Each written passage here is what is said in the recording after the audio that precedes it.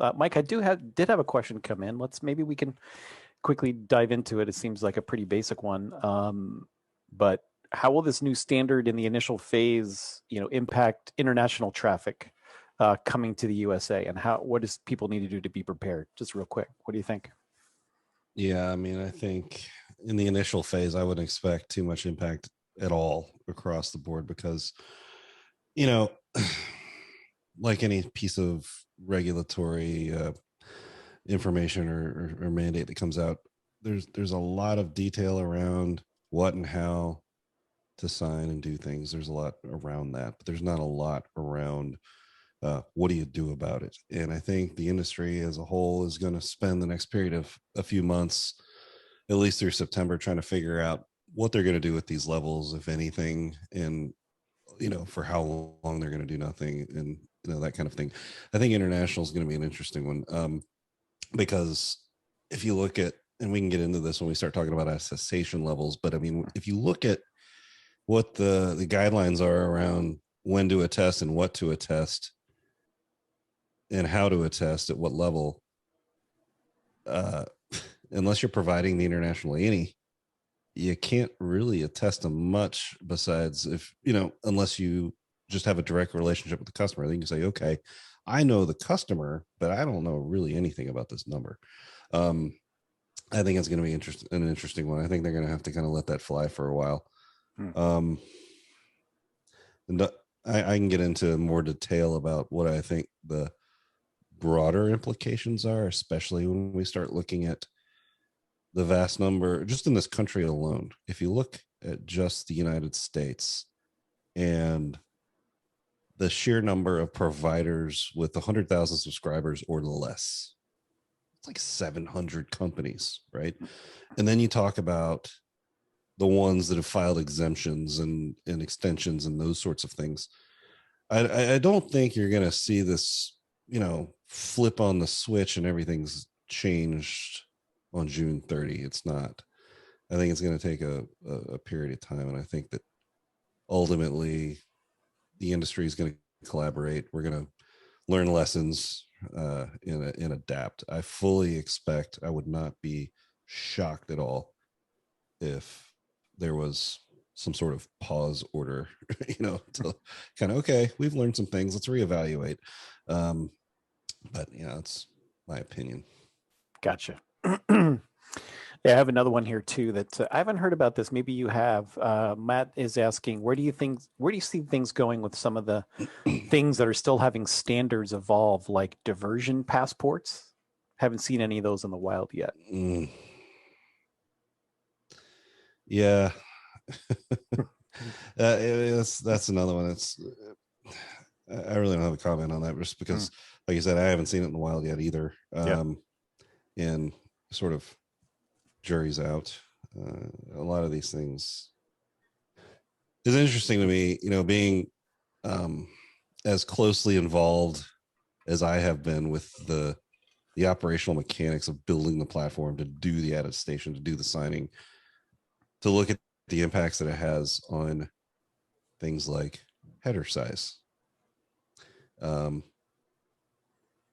don't know that anyone at the FCC here in Washington, for that matter, really understands the protocols and what the limitations are and how things work. So I think that we as an industry, we're going to have some challenges ahead. I think they're totally solvable, but until we get everyone at the table having the dialogue about, okay, these are the problems, these are the challenges technically, here's, how do we want to at least establish a best practices standard, sort of a guideline, right? This is in general what you should do. Makes sense. Yeah. And by the way, Matt just followed up. He goes, apparently that's what T-Mobile is doing right now. If you forward a T-Mobile phone, and if the call hits a T-Mobile switch, it's signed with an A or a B, T-Mobile just strips and re-signs the forward leg themselves with the same attestation level. Otherwise, they sign the forward leg themselves with a C. Anyway, that's what Matt was saying. Interesting. Yeah, that is interesting. I think you're going to see a lot of different treatments and behaviors, and that's sort of what I was most excited about today was to have more of a dialogue and discussion. I mean, these sort of guidelines, the mandate's been out for well over a year. So I'm not here to talk about what a token is and what stir shaking is. Right. There's dictionaries of information about all of that. What we're talking about today is, what's thinQ doing? How are we taking care of your traffic? How are we taking care of the numbers on our network? How are we taking care of our customers? And really, it's one of these things. I love being in a conversation because there's so many people that it's like being at the party and a conversation's going on and you're standing in the circle and you just have to kind of stand there and nod and pretend like you know what's going on. In the meantime, you're just like, did anybody see the YouTube video with the raccoon? But there's a lot of holes and a lot of questions. And I think that I'm most excited to have a discussion with the folks that are here today to talk about how we view things, how we've experienced things. Well, I mean, I can tell you what I think based on experience in the industry and what's going on. But I think this is going to be an evolutionary process for sure. But I think the FCC, like many of us like running a company, sooner or later, you have to make a decision. You have to say, go forward. And yeah, we know there's going to be tech debt. We know we haven't uncovered everything, but we're willing to accept that risk because the risk of doing nothing is greater. So we'd rather just kick the beehive over and see what happens, and then we'll adapt. Yeah.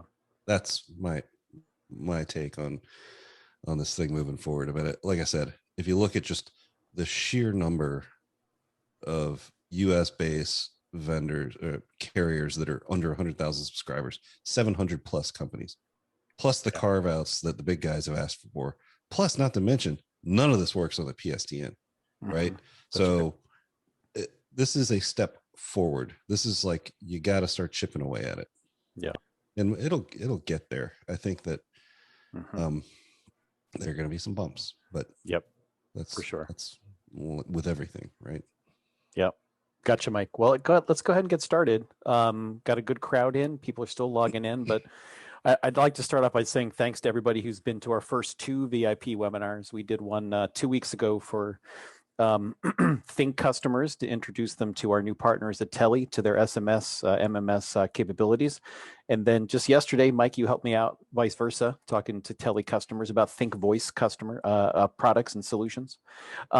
Today, we're obviously talking about Stir Shaken as June 30th arrives, that magical FCC date, and how thinQ and Teli are going to, make sure that you're compliant as best we can based on where Stir Shaken is today, which is in the very early stages. And we'll get into the details in a minute. I also want to invite everybody who's on the call. We're also going to have a good webinar coming up after we come back from a much needed July 4th break to talk about the thinQ and Teli APIs and all the great things you can build with that. And that's coming up on July 13th. So the best way to register, just go over to our blog, go over to thinQ.com/blog. The very first post will have not only the recordings of all of these webinars that we've done, but it'll have a link for you to be able to register for the API webinar coming up. So invite everybody to do that. But with that, again, and Mike, appreciate us getting started a little early with a few early questions. We have quite a few to go through. And as you said, we want to make this a conversation. So very quickly, we want to cover what you need to know. Just a very brief refresher of the high level things that go into Stir Shaken, what it is, how it works, and then immediately jump into, we know most of you on the call today are current Teli and or thinQ customers, and how we're going to be supporting you and how we're going to be adhering to these new rules. And, again, huge thanks to Mike Tindall, our co-founder and chief architect. Mike, thanks for joining us as always. Yeah, love doing these. Yeah, absolutely. And just real quick, I'm going to cover these because I've been marinating in Stir Shaken things for months. We've got some good content on our website that we've been sending out to our customers. But by the way, I remember Mike, these crazy big mugs that he liked back in the day. Ajit Pai, just what a guy, what a guy. Yeah. Just a kind of a funny guy, but it was good that at least the FCC was really taking the complaints that they were receiving seriously with all of these robocalls. And they really, he started talking about caller ID authentication right after he came on board. and just trying to come up with a technical implementation, because I think the FCC is tired of hearing about, hey, we're calling you about your vehicle's extended warranty, which literally I got while you were going through your questions. I got one of those calls on my phone. Literally, just I get happened. almost zero legitimate calls on my cell phone these days. Got to do something about it. Yeah.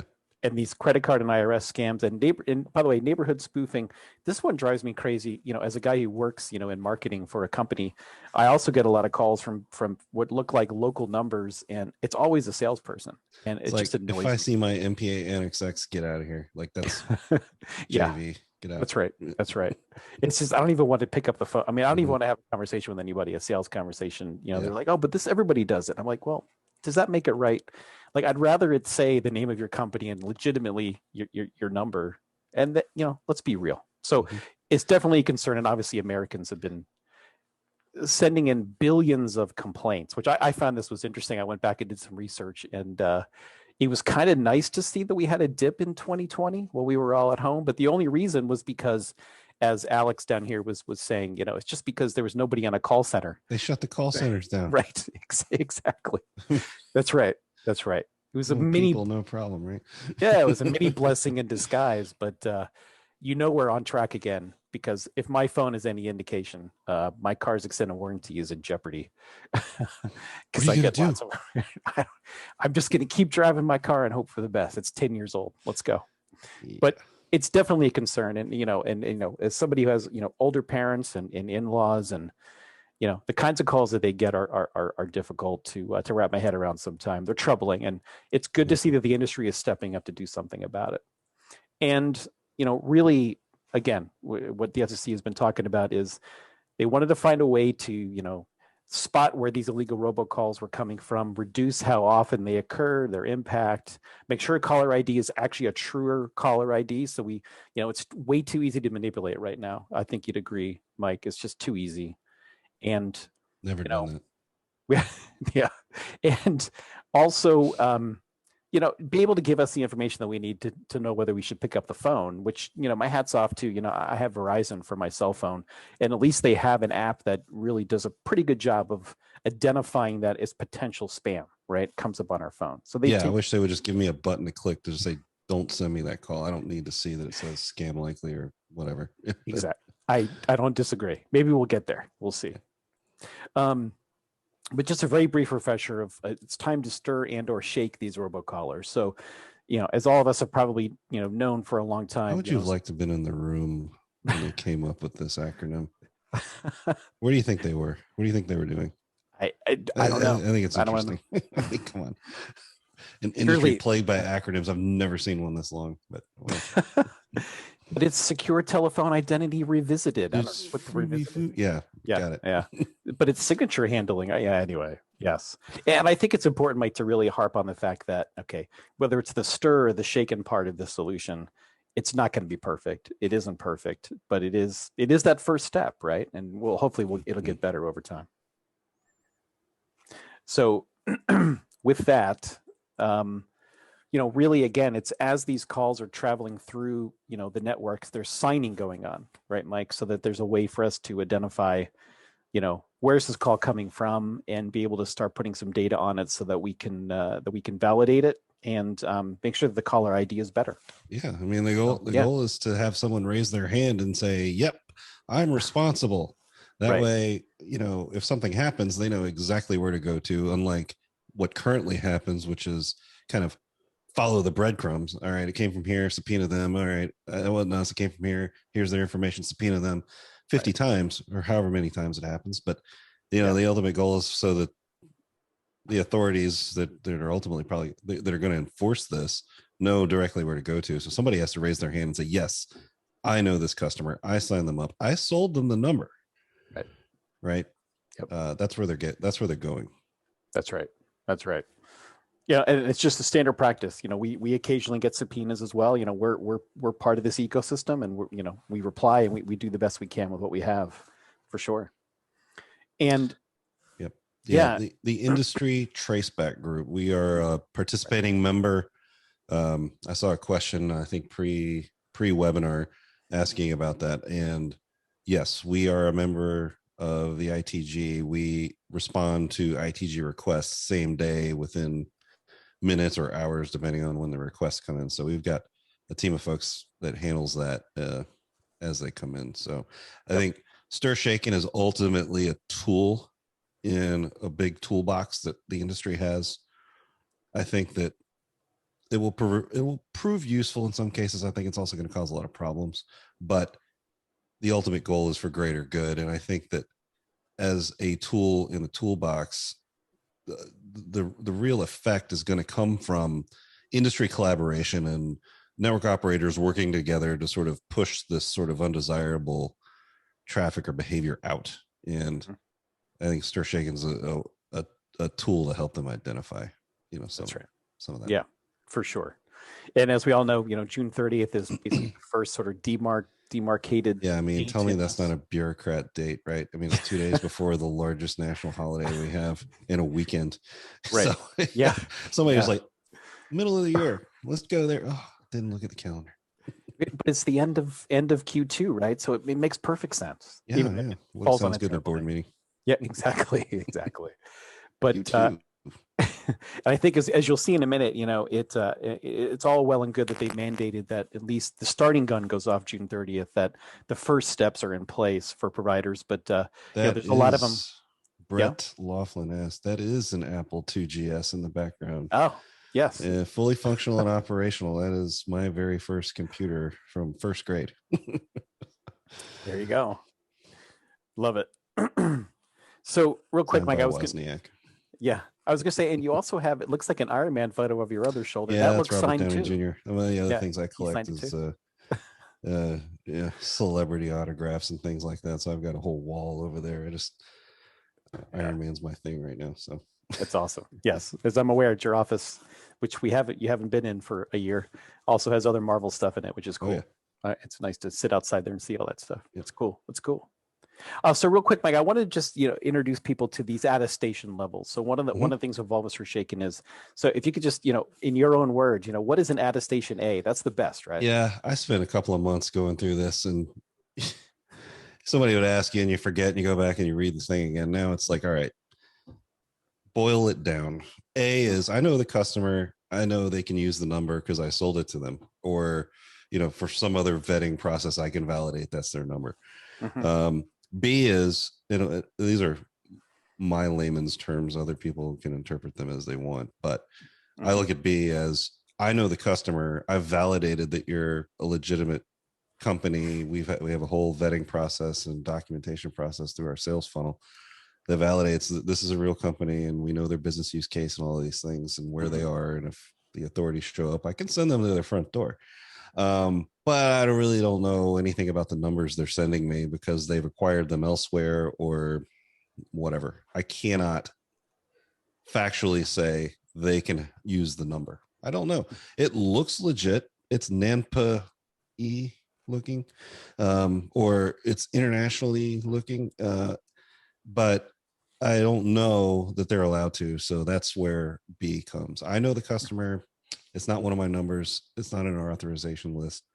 But I can point you to them. That's B. And then C is, I look at this more as like the straight up wholesale gateway model, where it's like, yeah, we're just taking traffic from wherever. I don't even know. My customer could have 10 customers behind them. I'm not selling them anything. I'm just taking traffic and slinging it. That's not really our business. There are certain areas where we are looking at C-level attestation. That is not our default, but I'll talk about this in a little bit when we talk about things like international, things like what happens if you send A, B, C, D, E, F, G to me as a from header. I mean, do you want me to block it, or we can, or do you want me to say, this looks like garbage, it's a C? Right.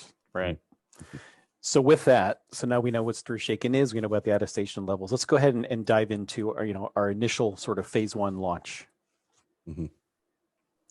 So so phase one, and we're taking a responsible rollout approach, as I mentioned. I mean, June 30, 2 days before a holiday weekend.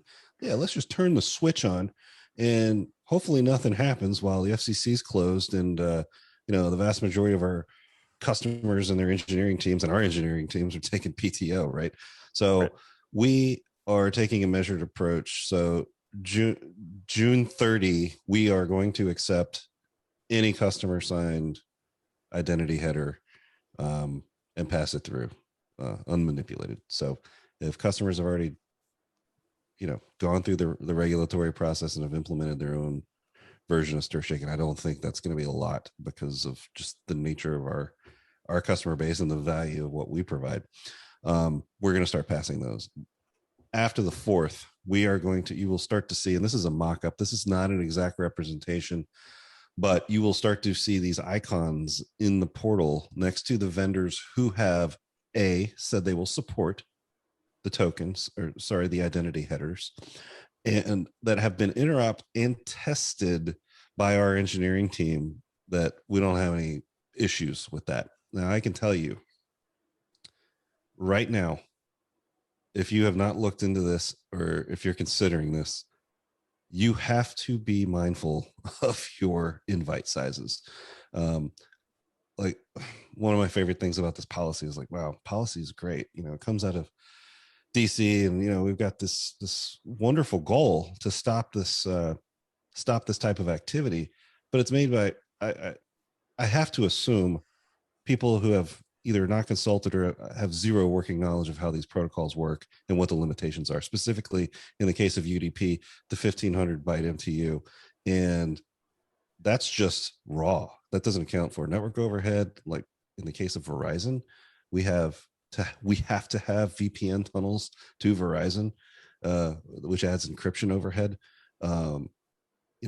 All these variables. I mean, FreeSwitch is notorious for jamming all these XFS headers that most people ignore. They're like, sling it down the line. And it's been working for them for now. But these identity headers, base 64 encrypted, stir shaking signing, they're huge. And immediately right out of the gate, when we first stood up our dev test and staging environment, and I started slinging calls through this thing, even our native packets that we originated were getting fragmented. Big problem, right? So I'm going off on a little bit of a tangent, but I think it's worth it because these are things that nobody talks about, or they talk about amongst themselves, but there's not a broader forum or group where we're all together as industry professionals talking about our own experiences. And more so than anything else, slide deck, great, whatever. I am super interested to host a narrative and a roundtable forum with the folks that are here to talk about these problems and to talk about how we're going to solve for them, because they are real, and in a vacuum, bad things happen. So, not knowing is okay. Like that, you have to talk to other people and use their experience and talk about best practices and implementation of these things. But like right out of the gate, we were fragmenting packets, like nothing was working. I was getting what is it, 483, too many hops. The reason is because half the packet was going in, it was missing, the other half, and it was just looping through the proxy until it hit 70. And I was like, I'm done. So we had to solve for that. And I can talk about the mechanics now, or we can talk about it here in a little bit about how we're solving for these things.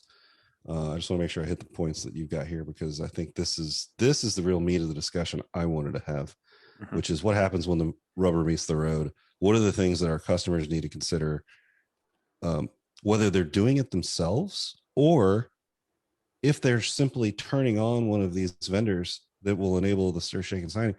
What are the things they need to know about their native packets that they're sending to us? Because, there's several hops in the way. And, how do we keep these things in the appropriate size so that they don't get fragmented? Ultimately, I think the industry needs to go to TCP, but I think that, that's part of the road ahead. Gotcha. But I think the most important thing beyond, showing the icons in the portal is the fact that we will give this B-level attestation, right, for calls that are originating on our network. So every customer who sends us traffic, you have been through the sales process. You are an account on the network. We know who you are. I might not know all the numbers you're using, but we know who you are. Our default is going to be B. I know a lot of vendors are starting off with C. We said, why? It's not a gateway. I know who these folks are. So our default phase one, post July 4, when you start seeing these things. And by the way, there's only been about 17 of the 40 plus networks that have actually responded to our carrier relations group requests for interop for stir shaking, and it is slow. Like, you don't even want to see the email chains that I'm on. And just it's an evolving process, I'll tell you that. Like, nobody's got this totally nailed down. Right. But we've got 17 that are in interop. I've got a handful of those that have passed. We expect to have the vast majority of those passed by next week. And the rest of these will come online as they respond to our request, because we're not just going to wholesale turn this thing on for a variety of reasons. One of the ones I just mentioned, which is what happens if they can't handle the packet size or handle the header at all. So Gotcha. But I think the short story is that, there's not going to be any massive impact right away on the 30th. No. I don't think you're going to see really anything on the validation side till at least September. And I think that's being nice. Gotcha. I can tell you this. I'm not looking forward to what happens when validation starts happening. I can talk to just a bunch of things that I've uncovered in our process where you're going to see things, I think, similar to like Colonial Pipeline type news. Like, none of this works.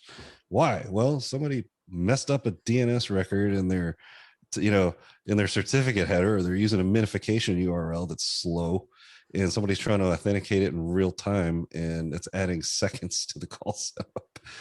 Yeah. Those are real issues we have to, as an industry, address.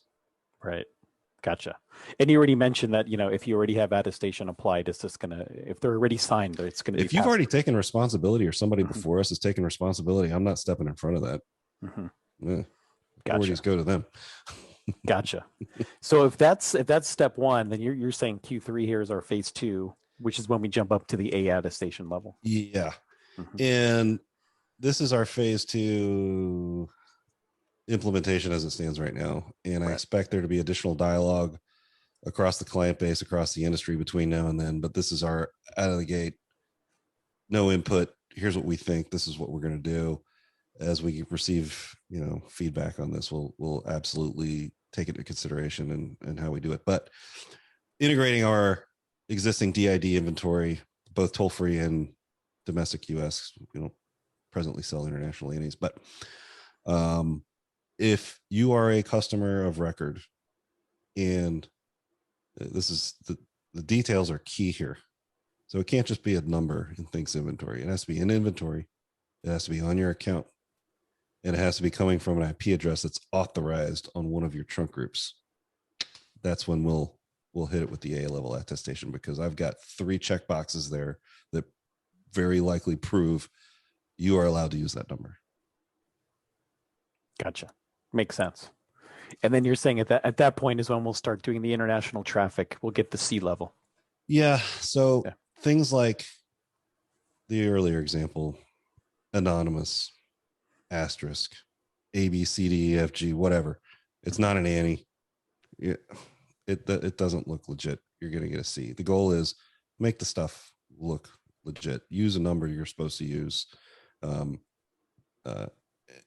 you'll have a higher level attestation. These are operations consistent with the spirit of the order, right? Of why stir shaking is being handed down. So that's our current policy on that. Gotcha. And want to make sure we followed up pretty quickly with our points with what is happening in the wider world, which is the fact that it's a work in progress. It's not going to be foolproof. You mentioned, some of the limiting factors, and also the fact that already folks like AT&T and Verizon have asked for a year and a half extensions. already. Well, who owns the vast majority of the PSTN and the numbers? I mean, Right. those are the folks that really affect the change. Mm-hmm. And that's always been the case. I mean, if you look at deregulation in the 80s, what do you get out of that? You got, toll free, and, 96, you get toll free, you get CLEX, you get competitive, you get the internet, and then they start gobbling everybody back up. But no innovation was happening, with the big operators. That's just the way it's always been. So we as the innovators, those of us in this quadrant of the industry are really the ones driving the implementation and driving really how these things are going to be implemented. And then it's up to them to decide how they're going to enforce, because really it's up to the destination network to do the enforcement.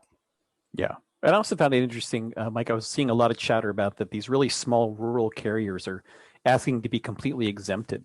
Yeah, and there are carve outs for that. I think it's under 100,000 subscribers or something like that. As I was saying earlier, we only had like 12, 15 people. Now we have way more than that. Yeah. As I was saying very early on, I mean, there's 700 plus carriers that fit that description in this country. Then you factor in the ones that have filed for extensions or carve outs. So what I'm saying is enforcement, I think, is a little bit down the road. I think it's going to be sort of a rocky road. I do, because it's not a one size fits all. It's not, everyone's not participating. And really it's the owners of the largest pools of numbers that calls are going to, that are actually active and receiving phone calls. Those are the ones that are going to affect the market. Right. AT&T says, well, I'm only taking B plus or A. I mean, that's when the real effects start to happen. It's not just that we're sticking an identity header on there. Right. For sure. So with that, I know we wanted to get to this as fast as we could.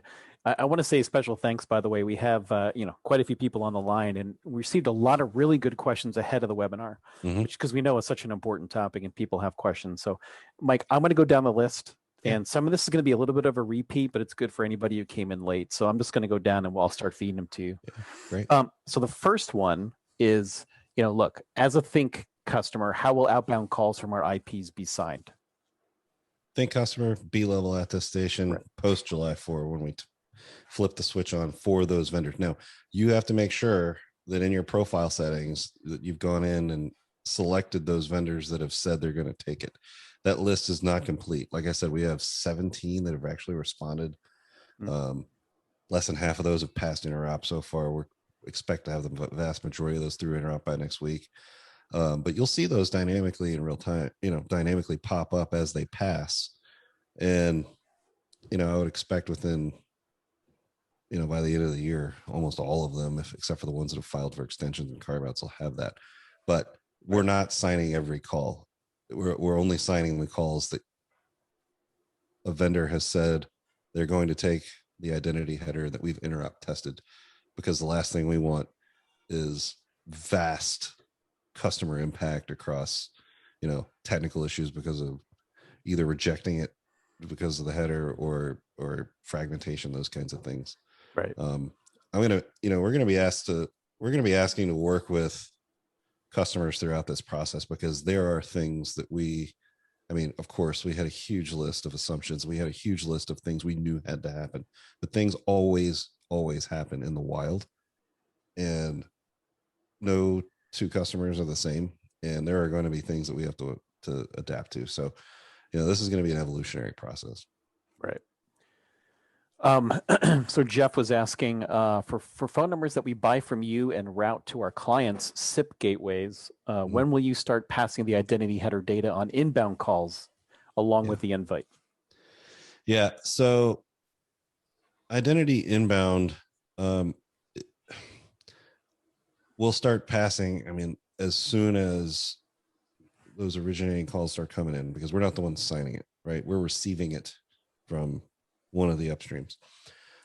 So those will start to come, I would expect June 30 or very soon after.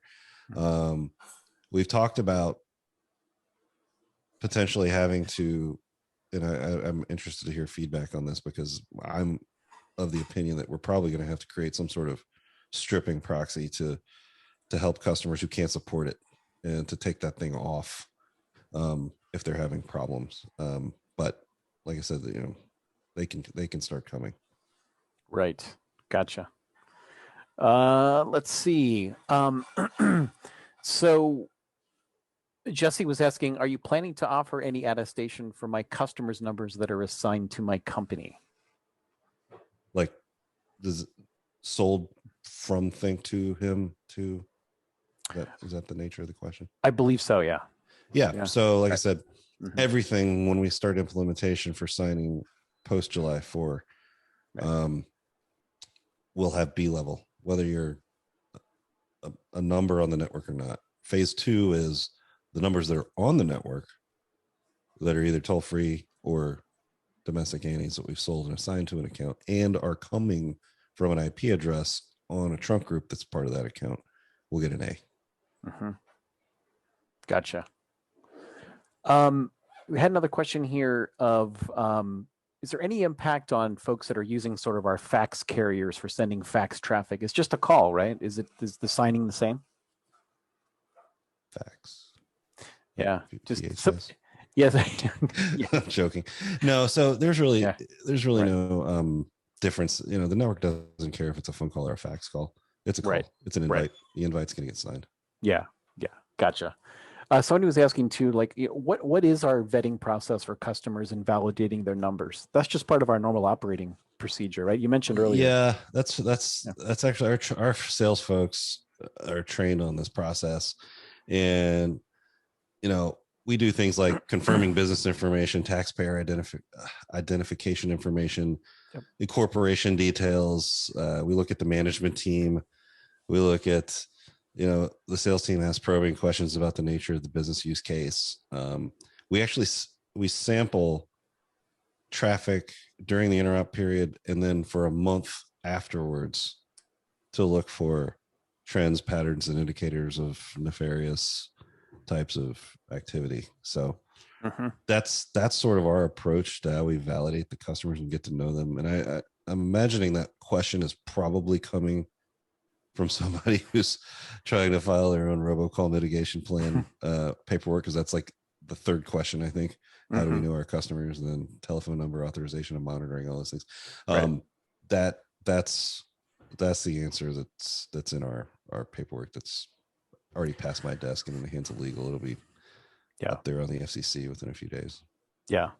I've always been impressed with the depth that we go into to make sure that we're getting the right kind of traffic onto our network. And we're pretty choosy for sure. Make sure that it's good.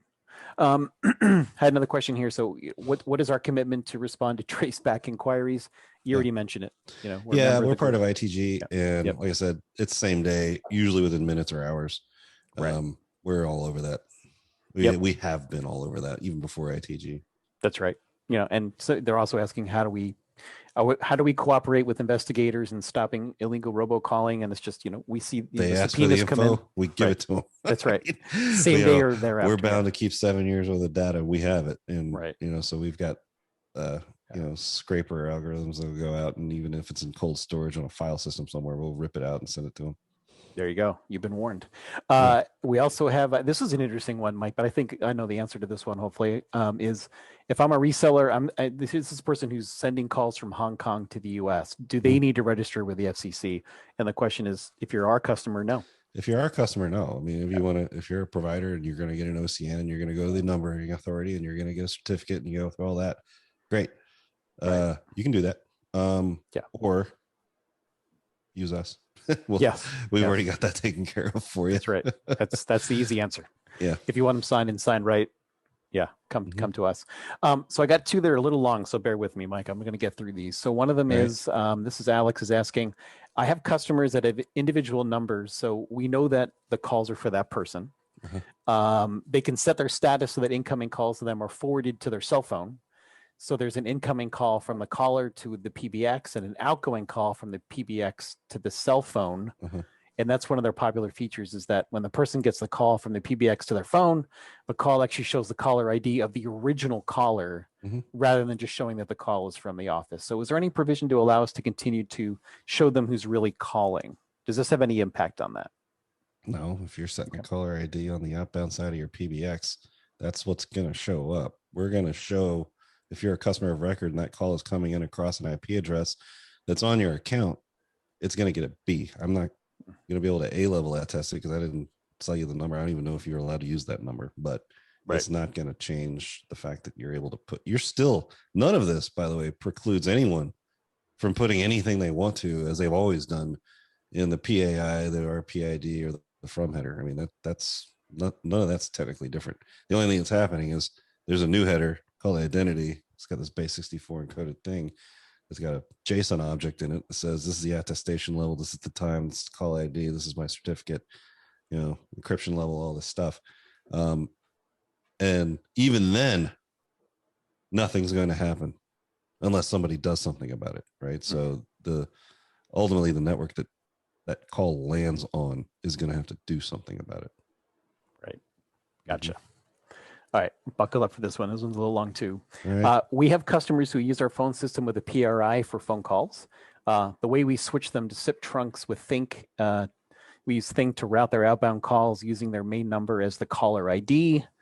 We then have them forward their inbound calls to a temporary thinQ number, and they are live on the SIP trunks for inbound and outbound. Then you port it. Yep. For after a day or two, smooth operation, we start the porting process. So for those few days and the week that it takes to do the port, we're sending caller ID out of thinQ trunks that belong to the customer, but is still assigned to the PRI. This works smoothly. Is that technique compatible with StirShaken? Yeah, same answer. It's going to get a B. It's going to be coming from, an authorized IP address. On phase 2, when it ports and it's actually on the network, then it's eligible for an A-level attestation because we know about the number it's assigned and it's on the account that we assigned it to. Right. Okay, I'm going through some of the new questions that came in, and there's some things I'm not allowed to say. The FCC would be upset. These are just some good chats in here. Let me get to the next really good question. They're coming up with other names for StirShaken. It's somewhat inappropriate, but it's pretty funny. I'll share it with you after the call. Let's see. Matt's saying, I think June 30th becomes the beginning of a period to start looking at the signatures coming in and start building an analytical model for how we treat them. Makes sense. Yeah, I think that makes sense. Let's see. I think it's going to be really interesting to see what happens with folks that are abusing certificates. I think you could see like a wholesale, anything with this signature gone. Right. Yes, exactly. You're blacklisted. Yes. Somebody's mentioning UDP fragmentation. You already mentioned that. That's one of the issues with how we're handling it. That's going to be a huge issue. Yeah. Things like, even just collapsing via headers and route headers and all these things. And I mean, please make sure, just to help yourself out, take off everything that's not needed to go to the PSTN. Anything in an X header, anything not necessary. If you're going to be participating with StirShaken and you're going to be expecting that identity header to be put on there by someone, whether it's us or not, right? Just make sure it's as clean as it possibly can be, because it will cause problems. Right. Here's a question from one of our teli folks. They're asking, for teli customers who are using the teli flat rate, will all the carriers be supporting Shaken on SIP termination, or do we need to log into thinQ and start selecting carriers? You won't, unless, I guess it depends. Depends on how you're using the product. If you're just, straight up teli, not changing anything, just by virtue of the fact that we're in the process of integrating the networks, you're going to get the benefit of StirShaken anyway. So you really don't need to do anything. If you're using a combination of both, where it's like, all right, I'm going to use these trunks and these conditions, I'm going to use thinQ trunks and other conditions, then yeah, you would need to turn those on the thinQ platform if you're specifically using a thinQ profile. Okay. What happens to customers that use, this is Thomas, by the way, he's saying, what happens to customers that use outbound CIDs that use anonymous? Do they need to use a number now for the call to be completed? I think it's going there. I wouldn't think that's a good idea, but we're not going to actively block it. We will, again, in phase 2, that's going to get a C, right? Because I can't tell. I can say it's coming from a customer, but it's not really a number. So I already know it's not a number. So I can't give you a B, because B is, I know who you are, and yeah, it looks like a number, right? So That's the answer on that one. Tom was asking, are we still able to change the caller ID information on the numbers that we're porting in? I think he wants to be able to still manipulate the caller ID information that's being ported in. Yeah, I mean, again, nothing technically is precluding anyone from doing any of the practices they've already done. That's not happening. What's happening is someone is signing this call with some level of authority to say at the low end, yeah, I don't know anything, C, or yeah, I know the customer and it looks like a number, B. And then A is, yeah, it's a customer and I know they can use that number. So you can do all of the things that you've always done. I think it's just going to ultimately affect your attestation level. Gotcha. And then does it get blocked or not? That's really going to be up to the network that fields the call to the endpoint. Right. Uday was asking, if I have a phone number from thinQ and I'm using thinQ for outbound, do I need to send a key to verify caller ID? Read it again. Yeah. If the phone number is from thinQ and I'm using thinQ for the outbound calls, do I need to send a key to verify caller ID? No. Right. Gotcha.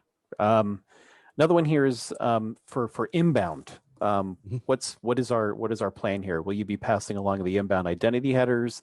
Does that become a per trunk group setting, or what's the default? Yeah, default is we're going to pass what comes in, from the originating network. As I was mentioning earlier, we've been kicking around the idea, and I'd love to have customer feedback on this as to whether or not customers are going to be in a position where they can't support it. I don't know why, but whatever. There could be lots of reasons, but is there going to be a need for us to strip those things? Because right now we're not. I think you answered this question. Chris is asking, if we're already signing our own calls, will thinQ pass through our identity header to thinQ's interrupt and approved carriers? Absolutely. Yes. If you signed it, someone else is taking responsibility. It's going as is. Gotcha. Let's see. If you receive an inbound call destined to a customer with no identity header, are you passing as is or adding identity? We're adding. All the calls will have an identity header. Right. Well, starting with to the networks that support it. Right. Exactly. Which is going to be small to start for sure. Yeah. Let's see. These are great questions, by the way. Let's see. We're passing it. Yes. Let's see. Do you have any plans for future implementation on branded caller IDs? Branded caller, what does that mean? Yeah, I don't know either. Chris, add some commentary in here. We'd love to speak into that. I was wondering what that was too. Alfonso's asking, okay, specifically about international traffic that's coming to the United States to a potential customer to whom there's no relationship. Is there some way to have some kind of attestation? No, right. Coming into the United States from an international, right. At worst, at best, I should say it's going to be a C. Right. That's like the textbook example for C. Yes. International gateways. Right? That's right. Right. And eventually when the carriers, catch up, they'll decide what to do with it. They may not accept them down the road, right? They may not allow them to. Oh, it's going to be interesting to see what the big guys do with this new power they have. Yeah. Right. Chris is asking, have you heard any info on StirShake and eliminating likely spam tags on calls with an A attestation? So it's interesting. I had a call last night with a customer, pretty close industry contact. Had a similar question, or actually experience. He had a customer whose CEO was using his cell phone, which is a Verizon cell phone. He's calling an AT&T number, and no problem, right? Uses his Verizon cell phone number, in an invite to our customer, to us, out to the world, to the same AT&T number. AT&T put like fraudulent likely or very high or some sort of indicator like this. Like I have T-Mobile, so it's scam likely or whatever it says. Right. And we were talking about it. I said, well, dude, it's Verizon to AT&T. Do you not think that they don't have a direct interconnect. It's like, oh, you're probably right. I said, well, what? I said, I guarantee you, AT&T is looking at this thing and say, hey, that's a Verizon number. I have a direct interconnect. I have bill and keep. It doesn't cost them anything to send me the thing. Why is it coming across a different interconnect? Right.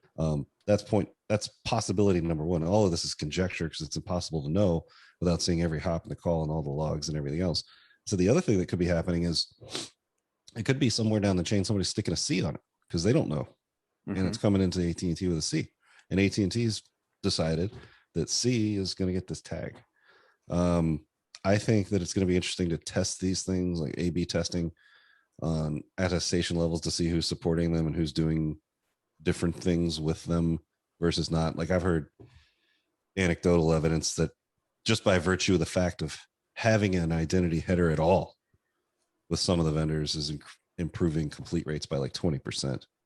Doesn't mean they're validating it. They're just like, yep, checkbox, it's on there. Somebody did something. Right.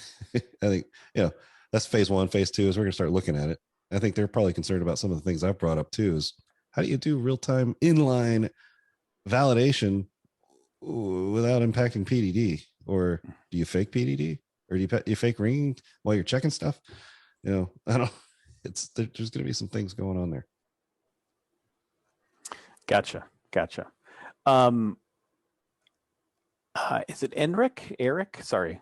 He's asking if you guys are auto signing for B attestation for everyone, what happens if there does end up being a bad actor with one of your other customers? Will the calls end up getting blocked? All calls, potentially from this source. Bad actor with one of our other customers. Does that mean if I see Annie's coming in from multiple accounts and one of the accounts is a bad actor? I think so. Yeah. I mean, that happens already. Some of the new blocking things that are going into place have to deal with, frequency of Annie showing up across multiple accounts, CPS, all of these things, complete rates. It's never completing, like what's going on. Part of our robocall mitigation plan that we're required to submit, there's a whole section dealing specifically with blocking and dealing with bad actors. So if that is the nature of the question, then that Annie could get blacklisted if it's a bad actor. Okay, great. And that's not just us. I mean, that can happen down the chain too. I mean, big other providers been doing this for a while. Gotcha. James is asking, what's going to happen to so many marketing companies out there who use auto dialers, as if the number, makes 400 to 500 calls, it's automatically reported as spam and the carrier start blocking them. I mean, the goal of the industry is to stop unwanted traffic. I understand and empathize with the use case. I get it. And that's why I'm saying stir shaking in like each thing we do on this road to a cleaner, better phone. I don't want to say PSTN because that's, old school, but, phone network. It's going to require just cooperation across the industry. There's going to be carve outs. There's going to be exceptions. It's not like a round peg, round hole kind of thing. The hole is malleable. It changes shapes and sizes, and we're all doing our best to act in the spirit of the goal, which is to eliminate fraud and unwanted calls. There are legitimate use cases for auto dialers. There are legitimate cases for automated. You got one person manning a desk who's running customer support. They can't make all those phone calls. It's going to call the people, stick them in a queue, and they'll handle them as they come in or whatever. All kinds of things, school notifications. It's going to be an evolutionary process. I keep saying that. It's literally, I think they just wanted to rip the Band-Aid off and say, you know what, we can't do nothing. So we're just going to accept the tech debt and we're going to launch this thing. And we know there's going to be problems. People are going to be upset, that kind of thing. We'll deal with that. We'll deal with those issues versus all of these other issues that we've been dealing with for decade-ish. Yes. So that's, again, my opinion. Makes sense. Jesse's asking, do you think that will thinQ reject C attestation at any point? I'm not rejecting anything. You're an authenticated customer on the network. I don't have an open relay, right? So for you to even, for anyone to send us a call, it has to be an authorized IP address on the network, which means it's not on an account, which means it's been validated as a customer and all these things. So we don't reject, we're not in the stir shaking enforcement business yet, you know. It's still on the rich side when those things start to happen. You know, that's a different story, but on the outbound side, no. Gotcha. Joe's asking, will you guys be supporting verification of external caller IDs so we can get A-level attestation on numbers where thinQ or teli is not the REST-borg? That sounds like a toll-free question to REST-borg. Yeah. Like, I think I answered it with some of the other statements, which is to get A, it's got to be from an IP address on your account and on a number that's on your account, even if it's toll-free or, you know, North American. Right. Dan's asking if privacy is set to ID from is anonymous and the PAI has a valid thinQ number, how will that be signed? You're good. You're good. So pecking order for us, for everyone, just for your own edification. PAI, most preferred header for caller ID. Ignore everything else if PAI is present. Next, RPID. RPID is present. We use that. Ignore everything else. Finally, from. So if you've got a PAI, the validating, and yeah, you got, and that, by the way, that is the appropriate way to mask caller ID, is to set privacy on your PAI header. Still send the number, so that way we can still sign it and say, yep, it's, you know, an A or a B, depending on if it's a, you know, thinQ number or not. But yeah, that's absolutely the right way if you need to mask caller ID to do it. Excellent. So again, if a consumer is using private number like a doctor, that will get a C. Private. I think I've iterated over this similar question a few times. So if there are any follow-ups to what, like, if it's not clear at all what A, B, or C is and how we're going to treat it, just we'll handle that with additional follow-up. But I think I've answered that a couple of times. Okay.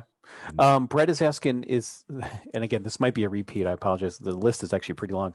Is thinQ currently passing any inbound identity headers from carriers that sign calls, or will this start on the 30th? It's supposed to start on the 30th. Verizon was going to be the first. I have yet to see it come in.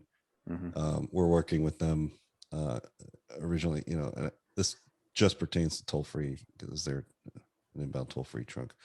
But as those continue to come, yes, we will pass them. Gotcha. Let's see. Oh, we're almost getting to the end. This is perfect. This is good. Let me see here. One last one, Mike. What a list. This is great. Alfonso's asking, I understand that calls incoming to the US for international call centers are difficult to have another attestation than C, since there's no relationship with the customer. But is there some regulatory entity to whom we could have some sort of validation for the type of services we offer? In this case, it's long distance minutes for immigrants and that's coming into the US, such as we could have better attestation. That's one of those ones. One of my favorite movie quotes is, "I can explain it better, but I need charts and an easel." I think this is one of those ones where I'd like to circle back up with this person and kind of, if I could get a visual of the call flow, help them out. I feel like there's a better answer to help them, because I do understand the question. I think I need to see the call flow to really get you the answer you need.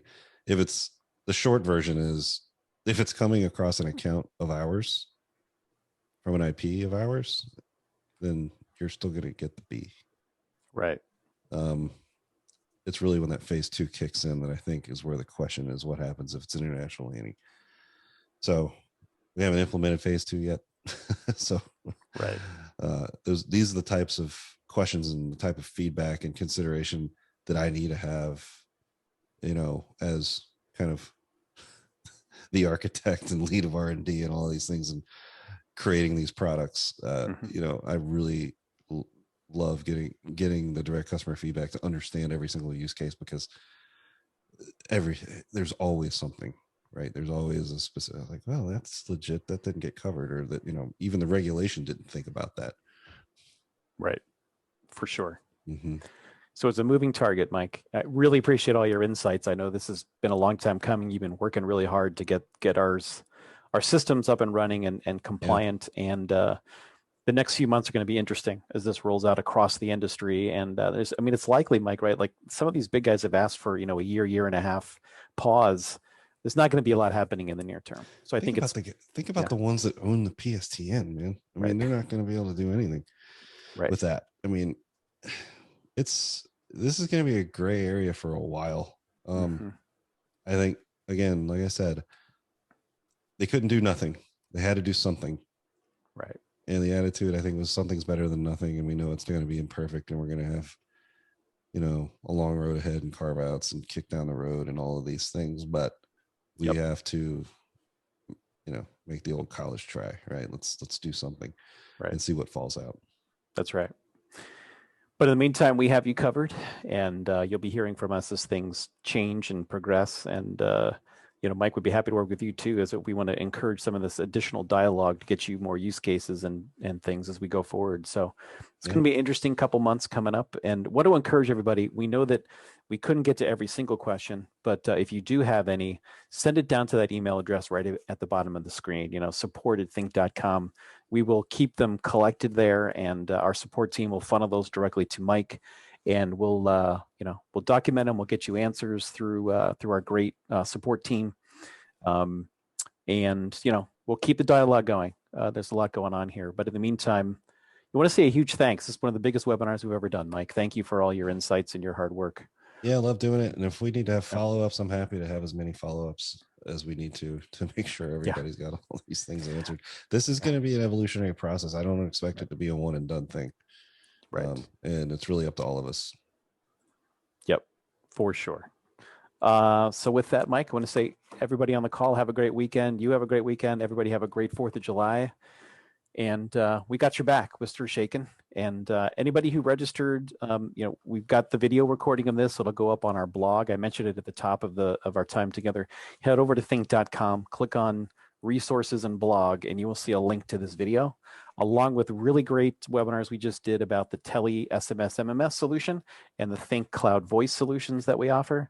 And then when we get back, all of you will be seeing an invitation to our API webinar coming up at the middle of July. So with that, Mike, thanks again.